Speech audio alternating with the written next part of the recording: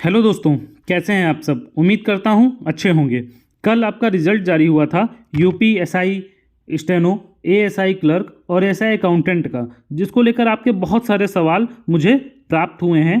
उन सवालों को वहाँ पे जवाब देना पाना संभव नहीं था, तो वीडियो के माध्यम से मैं आपको जवाब दे रहा हूँ। जो प्रमुखता से आपका सवाल आए हैं उनको मैंने नोट डाउन किया हुआ है। जो आपका सबसे प्रमुख सवाल है ओ लेवल की समकक्षता के बारे में। इसके अलावा भी कौन से बहुत से सवाल हैं, तो मैं एक एक करके आपके सवालों का जवाब देता हूं। तो सबसे पहले समझ लेते हैं ओ लेवल की समकक्षता क्या है।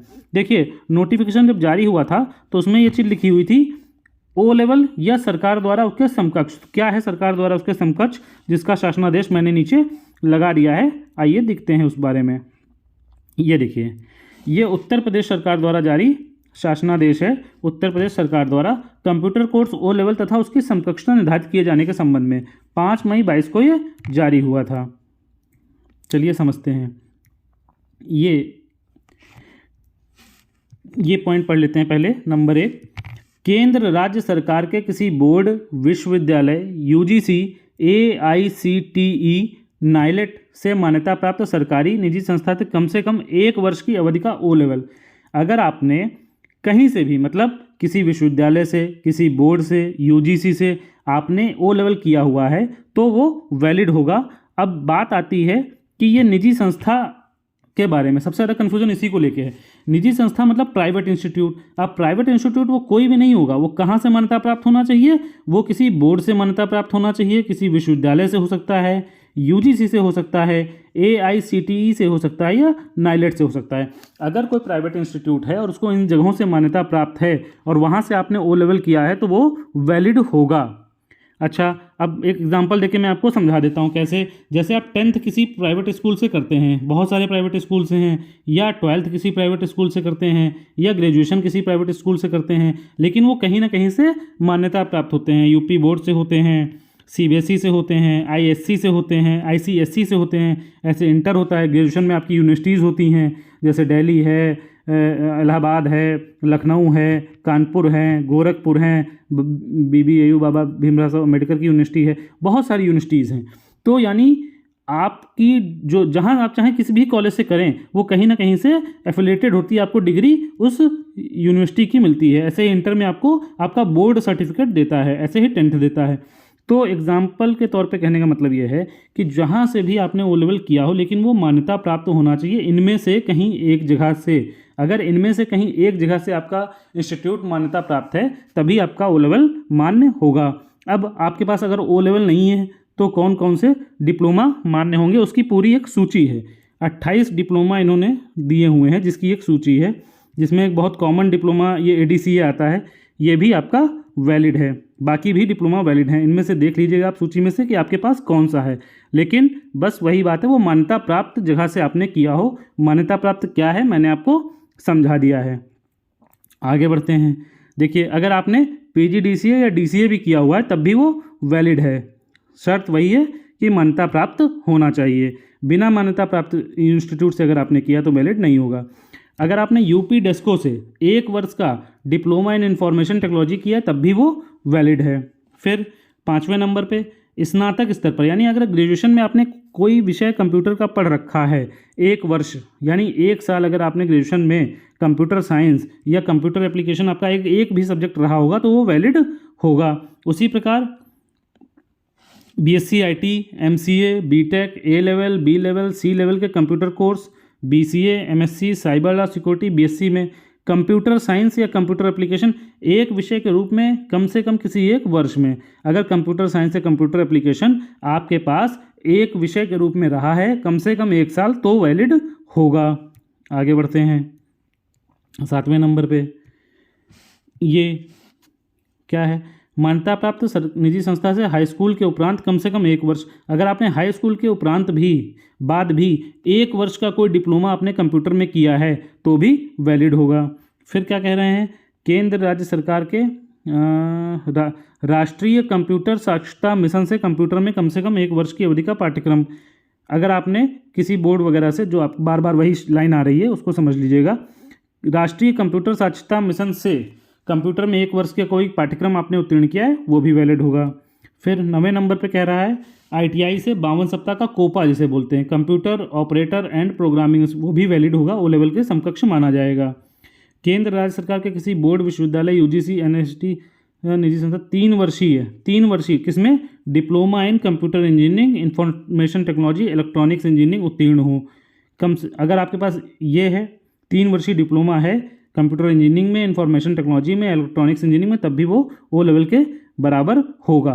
तो ये ओ लेवल के समकक्ष है। अगर आपके पास ओ लेवल नहीं है और इनमें से अगर आपने कोई डिप्लोमा, जो भी पॉइंट्स मैंने बताए हैं शासनादेश में वर्णित है, अगर आपके पास है तो आपका ओ लेवल के बराबर माना जाएगा, अन्यथा नहीं माना जाएगा। CCC को इसमें सम्मिलित नहीं किया गया है। CCC 6 महीने का कोर्स है।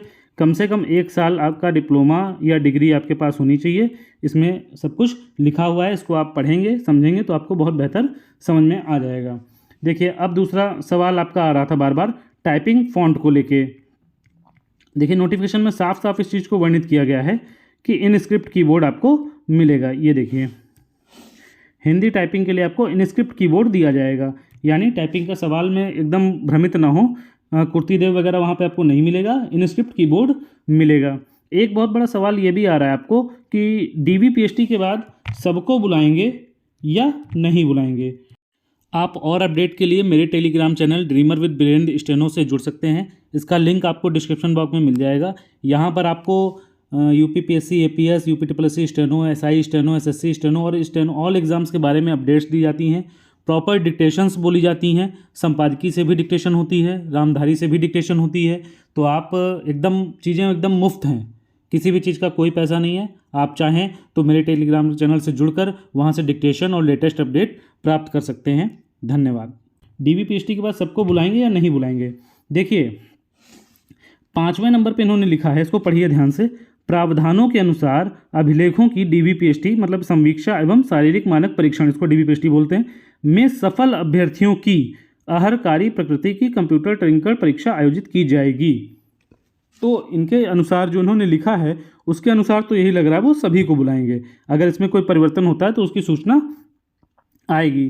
तो जो समझ में आ रहा है कि DVPST में जो लोग असफल होंगे केवल उन्हीं को बाहर किया जाएगा, बाकी लोगों को बुलाया जाएगा। कंप्यूटर टाइपिंग के लिए लगभग सभी लोगों को बुलाया जाएगा, ऐसा इस नोटिफिकेशन में जो कल इन्होंने जारी किया उससे ऐसा प्रतीत हो रहा है।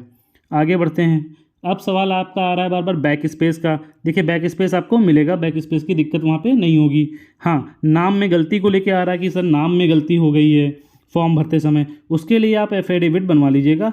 जो माइनर गलती है, नाम में गलती हो गई है, एड्रेस में थोड़ा गलत हो गया है, डेट ऑफ बर्थ में कोई अंक आगे पीछे हो गया है, वो सब के लिए आप कोर्ट से एक एफिडेविट बनवा के जाइएगा, वहाँ पर ले लिया जाएगा। फिर एक सवाल है फॉर्म कैसे डाउनलोड होगा। तो उसके लिए जब DVPST की सूची आएगी उसमें सब कुछ लिखा होगा कि आपको फॉर्म की नीड है या नहीं है। अगर नहीं होगा तो आपको उसकी ज़रूरत नहीं पड़ेगी, या होगा तो उसमें वो बताया जाएगा कि कैसे और कहाँ से डाउनलोड होगा।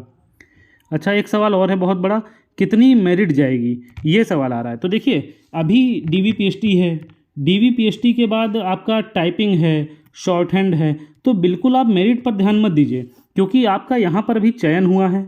इसमें कुछ बच्चे DVPST में बाहर होंगे, कुछ टाइपिंग में बाहर होंगे, कुछ शॉर्ट हैंड में बाहर होंगे। तो अभी से ये कह पाना थोड़ा मुश्किल है कि कितनी मेरिट जाएगी, हमारा इतना नंबर है, सर सिलेक्शन होगा नहीं होगा। तो बिल्कुल आप इन सब चीज़ों पर ध्यान मत दीजिए। पूरी तरीके से आपके हाथ में क्या है, आपका नेक्स्ट स्टेज आपका टाइपिंग है, शॉर्ट हैंड है, उस पर पूरा फोकस रखिए, क्योंकि कितनी क्या मेरिट जाएगी ये कह पाना बहुत मुश्किल होता है। कई बार जो हम लोग अनुमान लगाते हैं उससे कम चली जाती है, कई बार ज़्यादा चली जाती है। तो हमारे हाथ में क्या है, शॉर्ट हैंड और टाइपिंग। तो जो हमारे हाथ में है हम उसको बेहतर करते हैं, और फिर बाद में जब टाइपिंग शॉर्ट हैंड हो जाएगी तब अनुमान लगाया जाएगा कि कितनी मेरिट जाएगी। इसके अलावा कास्ट और डोमिसाइल को लेकर आपका सवाल है। देखिए इसको मैं पढ़ देता हूँ, कुछ ज़रूरी चीज़ें हैं नोटिफिकेशन में। कास्ट को लेके मैं बता दूँ, हाँ ये रहा, जो कास्ट सर्टिफिकेट आपका होना चाहिए, कास्ट सर्टिफिकेट वो 1 अप्रैल 2023 के बाद का, उसके बाद का, और आवेदन की अंतिम तिथि थी 30/1/24, यानी 1/4/23 से 30/1/24 के बीच का होना चाहिए। अगर इसके बाद का है तो वो वैलिड नहीं होगा, और अगर आप कास्ट समय से प्रस्तुत नहीं कर पाए तो आपको जर्नल में कंसीडर किया जाएगा, अगर आप जर्नल की रिक्वायरमेंट्स को पूरा करते होंगे, अन्यथा आपको बाहर भी किया जा सकता है। तो आप समझ रहे होंगे, मैंने लगभग सारी चीज़ों को लिख दिया है। एक बार मैं फिर से बता दूं कि आपको क्या क्या लेके जाना है। 10th की मार्कशीट सर्टिफिकेट एक ही में होगा, 12th की मार्कशीट सर्टिफिकेट, ग्रेजुएशन की मार्कशीट सर्टिफिकेट, ओ लेवल या समकक्ष मैंने नीचे पूरा समझा दिया है, उसको देखिएगा। अगर आपके पास ओ लेवल नहीं है उसमें से कोई एक है तो वो वैलिड होगा, अन्यथा नहीं होगा। उसके बाद कास्ट डेट आपको बता दी है, उसी डेट का ले जाना होगा। डोमिसाइल लेके जाइएगा, आधार लेके जाइएगा, पैन लेके जाइएगा, या इसके अलावा आपके पास कोई एनसीसी या स्पोर्ट का अगर आपने लगा रखा होगा तो वो सब लेके जाइएगा। इतने डॉक्यूमेंट्स आपको लेके जाने होंगे। डीवीपीएसटी की जब लिस्ट आएगी उसमें ये सब चीज़ें दी होंगी कि आपको क्या क्या लेके आना है, लेकिन फॉर्म में हम जो बेसिकली भरते हैं वो हम लेके जाते हैं। अगर इनमें से किसी के कागज़ भरते समय 10th के नाम में गड़बड़ हो गई है किसी में, तो उसके लिए एफिडेविट बनवा लीजिए।